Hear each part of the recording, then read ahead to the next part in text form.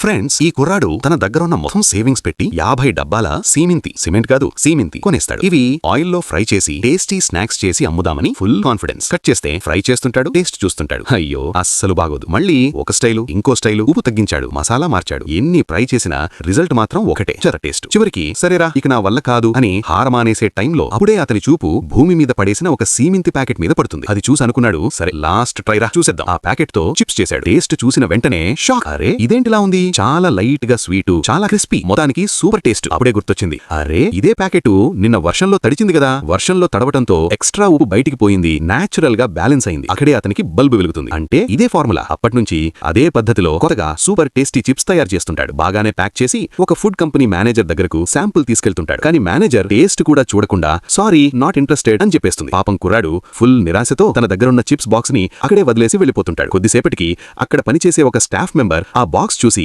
ఏముందిరా ఇది అని ఒక చిప్ తిన్నాడు. తిన్న వెంటనే అరే బావుందిరా అనిస్తుంటాడు. ఇంకొకరికి ఇస్తుంటాడు, వాళ్ళు ఇంకొకరికి. కాసేపట్లో ఆఫీస్ అంతా అదే చర్చ. సాయంత్రం మేనేజర్ ఇంటికి వెళ్లే టైంలో టేబుల్ మీద మిగిలిన చిప్స్ ప్యాకెట్ కనిపిస్తుంది. ఒక చిన్నది ఫుల్ షాక్. ఇంత బాగున్నాయా ఇవి? మరుసటి రోజు ఉదయాన్నే ఆ కుర్రాడికి కాల్ చేసి పిలుస్తుంది. మాకు 70,000 ప్యాకెట్లు కావాలి. అది విన్న కుర్రాడు నమ్మలేకపోతుంటాడు. ఎన్నో ఫెయిల్యూర్స్ తర్వాత చివరికి అతని కష్టానికి ఫలితం దక్కుతుంది.